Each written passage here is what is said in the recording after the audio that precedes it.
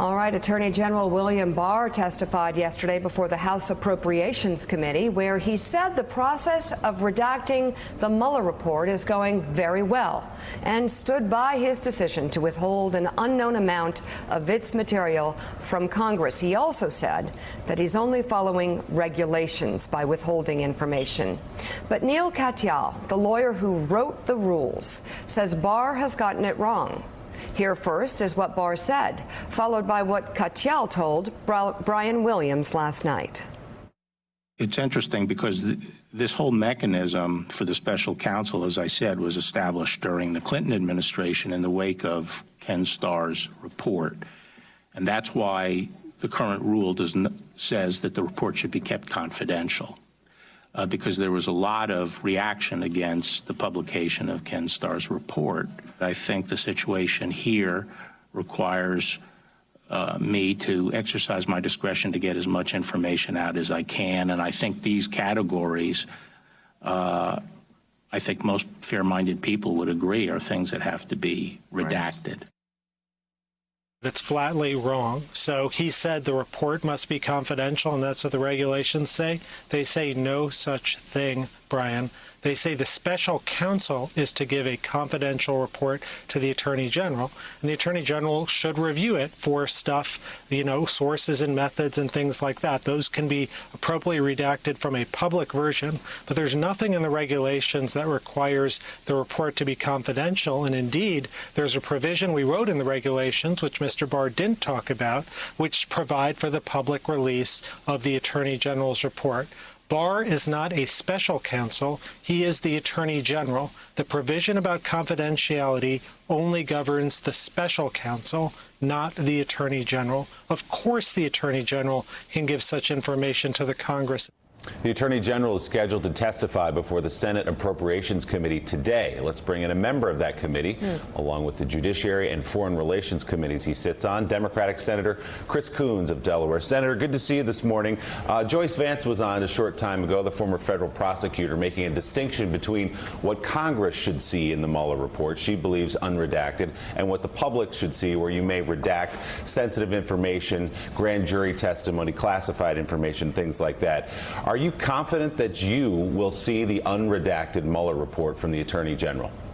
No, I'm not, and that's one of my main concerns. The ways in which the Attorney General has sought to restrict, control, redact this report has created more confusion rather than more transparency. He came before us in his confirmation hearing and pledged that he would lean in towards transparency, and I still remain hopeful that we will find ways to achieve transparency, but everything he's done so far, from his very short summary of his version of the highlights of the report released publicly to the ways in which he's proceeding with redaction, I think both don't fit with the regulations and don't fit with his commitment to full transparency. Are you sympathetic at all, Senator, to his argument that there are parts of this, there may be elements of the Mueller report in those 300-some pages that even you as a sitting senator shouldn't see? I think he's got an argument that to the extent it would interfere with an ongoing investigation, and as we all know, there are several ongoing investigations, that is a legitimate law enforcement-based argument for not providing it publicly. The Senate is fully capable of receiving classified information.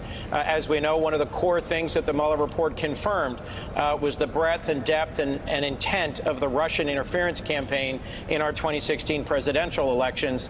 There's no reason we shouldn't be able to see the national security portions of this in a classified annex. And frankly, in previous very similar contexts, a court has ordered the release of grand jury information in the interests of public transparency. So do you suspect then, Senator, what Jerry Nadler has suggested and did so again yesterday, that this is headed for a subpoena then? The only way that you will see it is that way?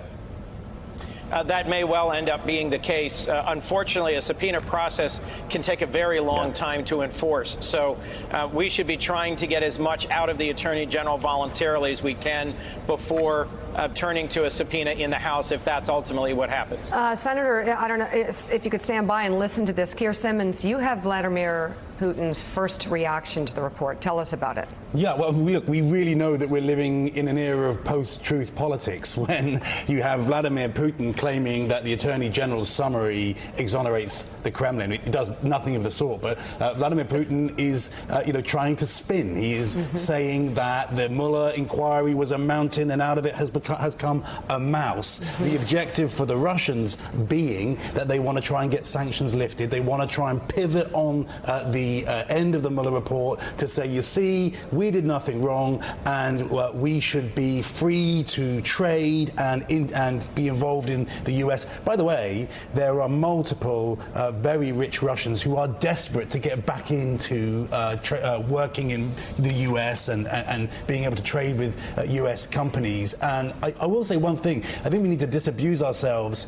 of the idea that Putin is some kind of Machiavellian, incredibly brilliant mind who has manipulated American politics. In fact, in many ways, what's happened with Russia is a disaster for them because by intervening in the way they did, they have made it more likely that the sanctions are tougher and will continue. Senator, any concerns you have about Putin's response?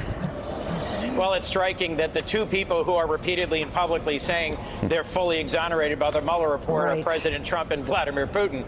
I don't think there's anyone here in my party, in my caucus, who believes that this report fully exonerates either our president or Vladimir Putin.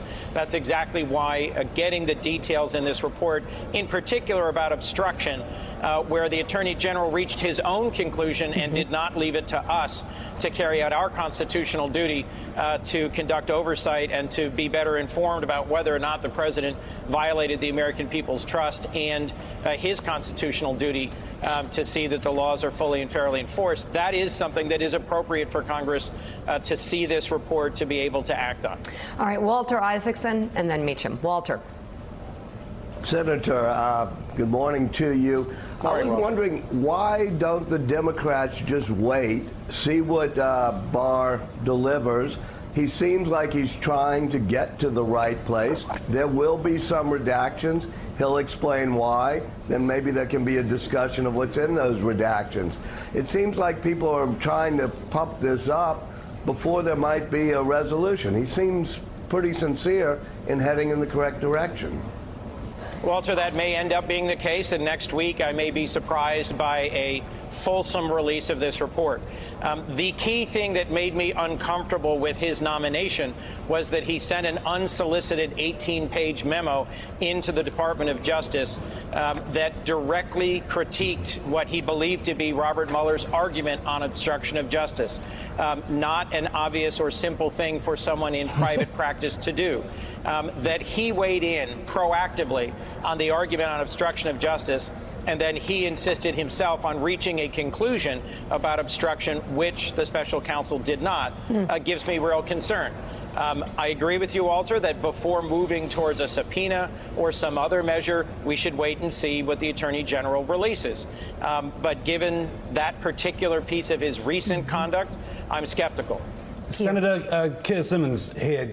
To what extent do you think that the focus on Mueller has also meant a focus on Russia, which has been greater than perhaps is in the interests of America? Because there's another, kind of elephant in the room, and that's China. Yes. And of course, Russia will not be the only enemy of America that will want to try to intervene in American domestic affairs and perhaps even politics in the future. Has enough been done to try and protect the U.S. domestic political system going forward?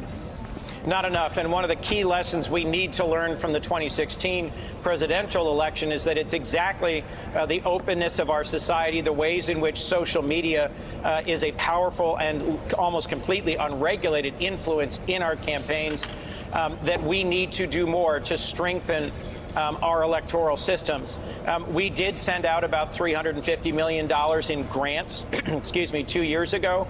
but we have not yet done everything we could to strengthen the partnership between the federal government, in particular our law enforcement and intelligence communities, and the thousands of local officials and boards that are responsible for carrying out and protecting our elections. You're absolutely right. I view China as the greatest competitor, as the greatest threat to our role in the world in this century. And we need to be working together to find ways that we can cooperate or compete with China in order to avoid what may otherwise be a conflict, in particular over future interference in our elections by countries other than Russia, perhaps principally China.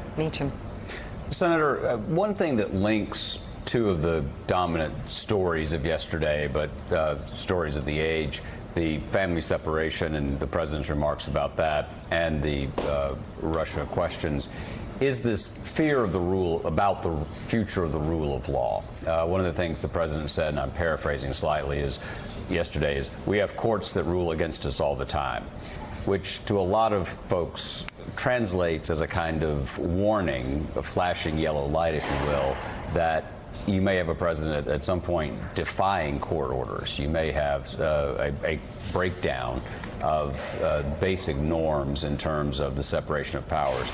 To what extent, in your caucus and among your Republican colleagues, is this a source of conversation? Do you all war game, if you will? What's the worst case scenario if this guy really loses it? It is a legitimate and widely shared source of concern, John, that President Trump repeatedly says things that suggest both that he views the press as, and this is a great phrase, the enemy of the people, and that he views judges and courts as illegitimate. I'll remind you, one of the first things President Trump did that showed this anti-immigrant inclination was the so-called Muslim ban. He campaigned on saying he was going to ban Muslims from entering our country, and then one of his first executive orders was that so-called Muslim ban. It was temporarily restrained by a court. My own home community, the church I grew up in, was at the time working with one of our local mosques and synagogues to welcome a Syrian refugee family that was blocked from coming to this country by that judge's, the president's executive order was temporarily blocked by that action, and the family was able to come to this country. Ultimately, that Muslim ban was, in a revised form, upheld by our Supreme Court.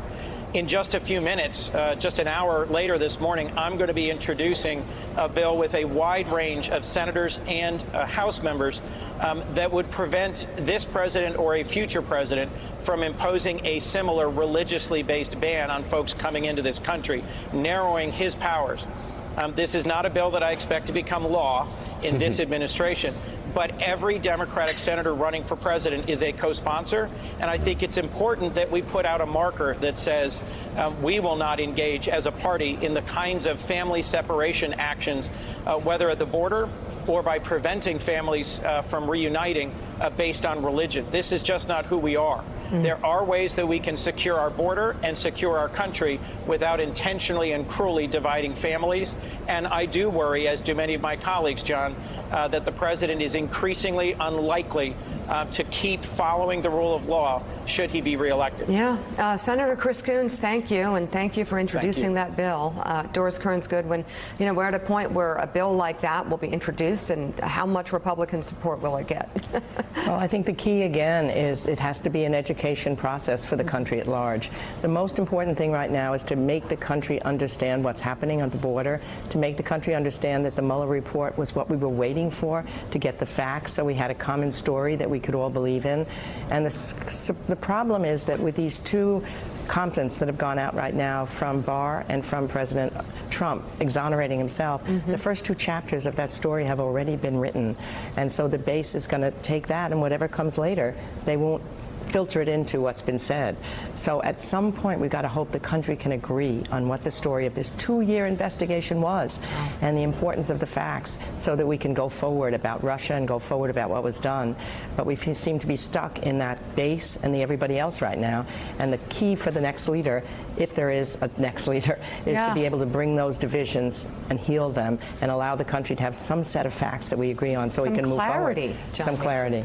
Doris is exactly right. The key phrase here is common story. And would you agree? It seems to me that the narrative split, at least in the modern era, begins with Yalta, where you had the right wing believed that he had sold, the sick man of Yalta had sold us out. The Democrats defended it, and it really gave rise to movement conservatism that continues to unfold.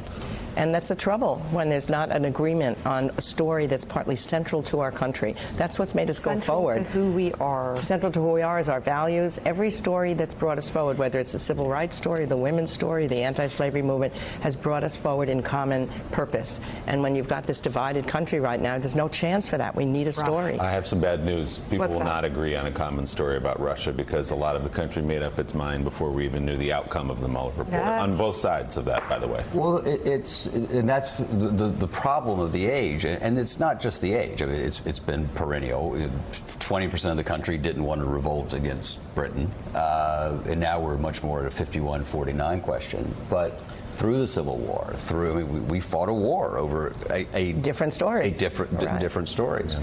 But Doris is exactly right. I mean, one of the things. So what I would hope the president would do is when he's being driven off to Mar-a-Lago or wherever, and he's passing these monuments, realize that these monuments were never built to someone who tried to close down access to the mainstream. Mm-hmm. These monuments were never built to people who wanted to build walls. They are built to people who more generously apply what Jefferson meant when he wrote that sentence. All Yay right. for history. Yes, okay. Historical Yalta in there. perspective. This is what you're going to get on Morning Joe. Yeah, Yalta. I'm afraid you got a lot of it today. Alex is going to kill me. Still ahead on Morning Joe. Sorry, Alex. Congresswoman and Vice Chair of the House Homeland Security Committee, Lauren Underwood, is just back from the southern border, and she joins us to talk about that and much more next on Morning Joe. Thanks for checking out MSNBC on YouTube, and make sure you subscribe to stay up to date on the day's biggest stories. And you can click on any of the videos around us to watch more from Morning Joe and MSNBC. Thanks so much for watching.